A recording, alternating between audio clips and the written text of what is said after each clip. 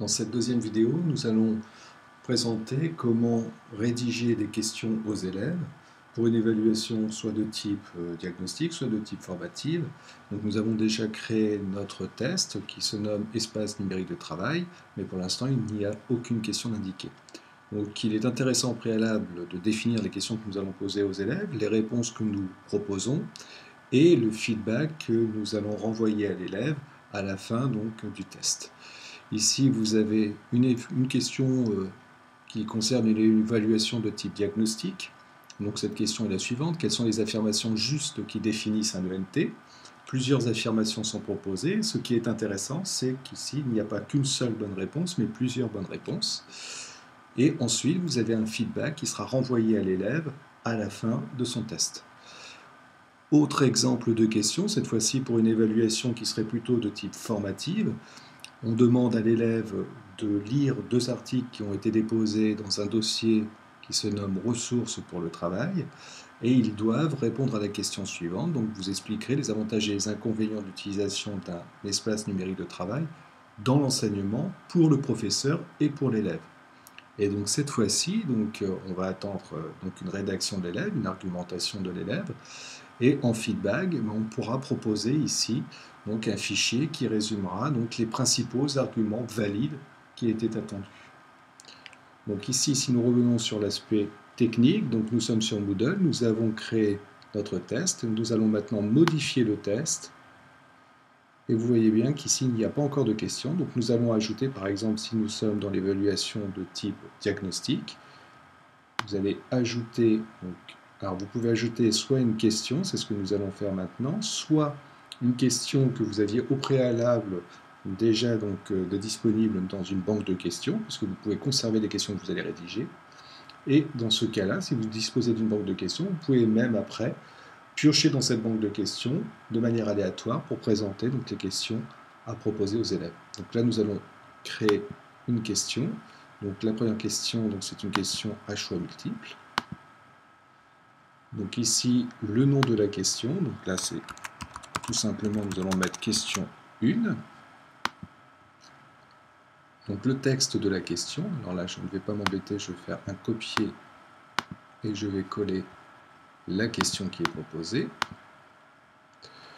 Vous pouvez définir la note pour la question posée. Le feedback général. Alors le feedback, vous pouvez soit le faire réponse par réponse, soit le faire pour la question. Donc ici, moi je fais plutôt un feedback pour la question. Donc je vais copier le feedback. Je vais le coller ici. Donc ça indiquera à l'élève ce qui était attendu et pourquoi. Plusieurs réponses ou une seule réponse possible à la question posée, comme c'est une question ici fermée, mais une question, je dirais, intelligente, nous allons proposer plusieurs réponses possibles. Et là, je vais copier-coller l'ensemble des affirmations. Donc, première affirmation, c'est un outil de travail collaboratif en ligne. Deuxième réponse, il est disponible seulement pour les enseignants.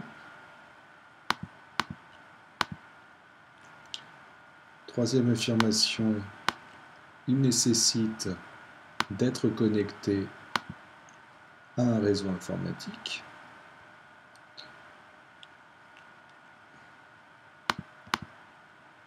Et quatrième réponse proposée, il n'est pas utilisé dans l'enseignement.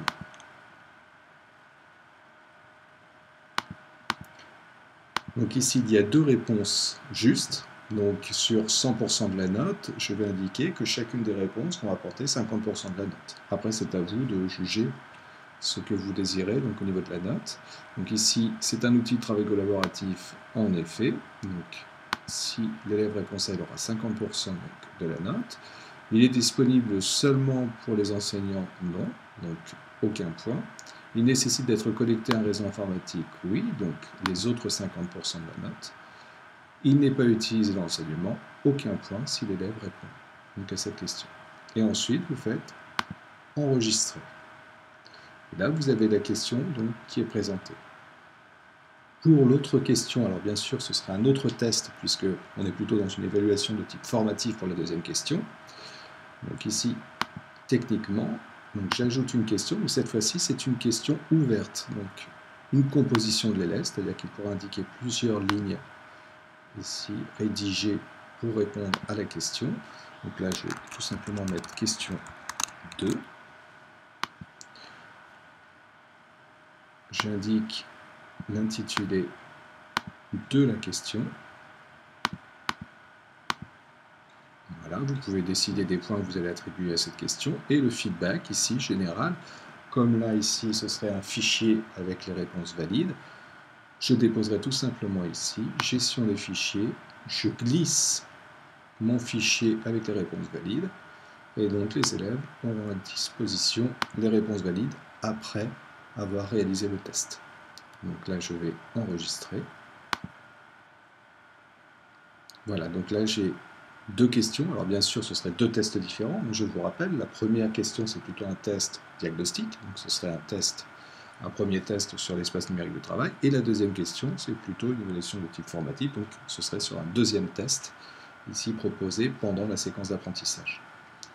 Donc ici, lorsque je reviens sur mon cours espace numérique de travail, j'ai mon test qui est ici, et si nous prenons la vue ici d'un élève, donc je vais changer mon rôle, passer donc en utilisant, prendre le rôle d'élève, voilà, ça fait du bien de temps en temps. Donc espace numérique de travail, faire le test, voilà comment se présente le test. Donc ici, quelles sont les affirmations justes qui définissent l'UMT, d'accord, donc c'était la première et la troisième, volontairement je vais mettre une réponse fausse. Page suivante, ici donc, on demande l'argumentation aux élèves. Donc, c'est à lui ici d'argumenter sur la question qui est posée. Et je termine le test. Donc voilà donc la vue de l'élève. Donc nous allons voir dans une troisième vidéo ensuite comment observer les résultats des élèves au test proposé.